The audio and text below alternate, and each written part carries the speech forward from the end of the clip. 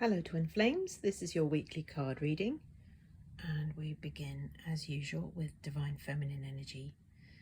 So first card is this beautiful pose here, balance. So feeling harmonious within due to your energies being balanced in yourself. So it says here masculine and feminine, but of course usually Divine Feminine is just the Divine Feminine.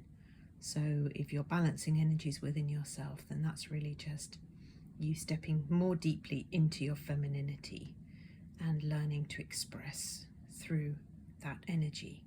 So is there something within you that needs to come into balance here? And so balance can refer to any area of life, any form of expression, anything that you do. Maybe it's money, maybe it's work, maybe it's having fun, maybe it's the way that you eat, maybe it's the way that you excuse me, maybe it's the way that you exercise. So are you needing to come into balance? Is there an area where you're giving more attention than others? So it's about looking at your life and your priorities, your values, and giving equally in all those spaces. And of course putting love first, so that means healing first. That means putting the divine first. So coming into balance within yourself is really another word for harmony, isn't it? And of course, we're all looking for harmony in our unions. So that's a beautiful sign this week that is on its way. So next card for Divine Feminines. Okay, so it's pretty strong week here. So we're with the Desire card. And of course, here it's this very steamy image of passionate desire, physical desire, sensual desire. And of course that might be something that you are looking into, opening up to, being present with. Of course you can fulfill your desires. You don't even need somebody there with you to do that. You can do that yourself, and that's advisable if you're on a twin flame journey and you are committed to your twin flame. Then you will still want to meet your desires, you know, in a balanced way. Every part of you is worth loving. So honor your desires. And of course, this might also be pointing to connecting with your heart and what you really want. So desire here is shown as passionate, urgent, important. So are there places in your heart that are desiring things that feel really passionate and urgent and important to you? Because all of those things are an expression of who you are, and your authenticity is this journey.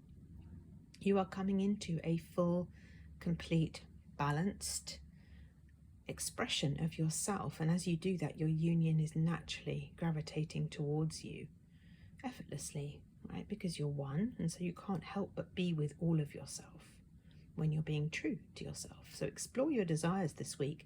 Is there anything that you've forgotten about? Go back and take a look at your love list and see if there's anything there that has not been tended to, and bring it into balance. And then the third card for Divine Feminines is independent. And here we see this pose of strength, maybe businesswoman, somebody who, you know, she's got her heels on, so she knows she's divine and feminine and beautiful. But she's also feeling independent. And really, in its best form, independence is just knowing that you can fulfill everything from within. It's not about cutting yourself off or saying, I don't need anyone, or I don't need my twin flame. Of course, we still desire to be with them, but whilst you are healing, maybe you're in separation, maybe you haven't yet met your twin flame, and maybe you're just exploring what divine love is. Well, you can be happily in love with yourself, and that's what this journey is all about, learning to love yourself completely and coming into balance and recognizing that you have the connection to source within you, and that you can be strong, you can be a force to contend with in the world. You can really harness those desires and get to work on your life purpose, on living the life that you desire to have with your beloved. You can do that now. So this woman in the image, she's sitting back. She's got it handled. You know, she's not looking worried. here, although we can't see her, of course, but the pose is showing us that she's in control is really what she's saying. And of course, when it comes to control, we can't really control anything but our choices. So she's choosing to be happy now, choosing to be in her power now, and you can do the same. So look at your choices. What are you choosing? Are you choosing to be with love? If not, you can do it right now. Now let's take a look at divine masculine energies this week, and we start off with the complete card. And of course, we've got an image here of a heart, and he's touching the heart there and says, loves unconditionally, unselfishly, with no limitations. So this is a card of unconditional love, completion. And it's saying that the divine masculine energy is really feeling this way. He's really connecting to unconditional love and realizing that love isn't about what you've got, what you've achieved, how far you've come. It's really just about loving yourself right now. And that is really setting you free. And that's what no limitations means here on the card. Freedom comes from loving yourself. When you're no longer a slave to what other people think, or what you should do, or what you think you should do, or what somebody told you should do. All of those things are not honoring your authenticity. So set yourself free this week, divine masculines, by embracing all of yourself and all of unconditional love. That's a really beautiful card. Haven't seen that come up very often. So now let's look at the next card for divine masculines. So divine masculines, they're planning again. I think they were planning recently, weren't they? So there's things happening. There's all sorts of things going on with a divine masculine. He's working things out. You know, he's busy here, and he's got a smile on his face. So he's happily looking to where he's going next. What's the next step? Where's this feeling of completion going to lead him to? And what does it take to get there? And it's about really harnessing desire and then putting it into practice, right? It's not just about feeling the feeling, but it's about following the step that you're given.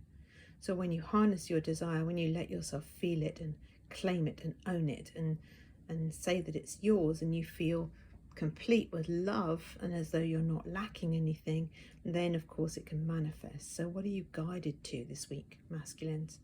What is that next step? What are you being shown on the journey of your life? Looks good to me. There's a lot of white in these cards. There's a lot of purity, a lot of connection, which is what I'm picking up on. So let's look at the last card for divine masculines. And we've got the self-deception card. And I think this image is perfect, isn't it? It shows fake or fact. Like there's very little between the two words here in the blocks. And I like that, that depiction of those two words. So divine masculines, are you denying your truth? Are you allowing yourself to believe something that's false? Or are you believing in a feeling that is not the truth, or an idea or a situation? And this card I found on my journey can apply to so many things. It can be a third party. So it can be that your twin flame is deceiving themselves, deluding themselves that that person is their person. And if they're doing that, then perhaps you are still holding on to someone from your past. So take a look at your relationships, take a look at the energy of them and see if there's anything you're holding on to.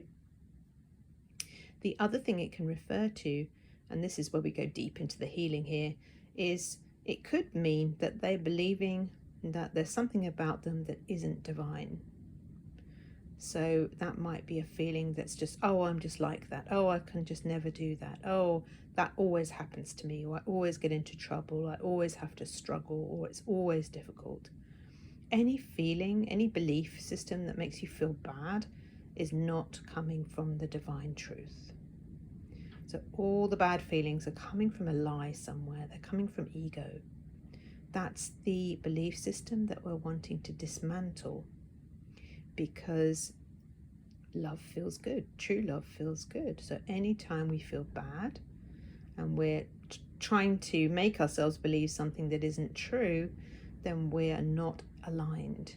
We're believing in an illusion, and then we're going to put our energy into a direction that isn't going to pay off. And of course, everything comes right when you heal, because alignment is alignment. Alignment brings revelation, it brings insight and awareness and clarity. So when you heal, you discover, oh, I thought that was something that it wasn't.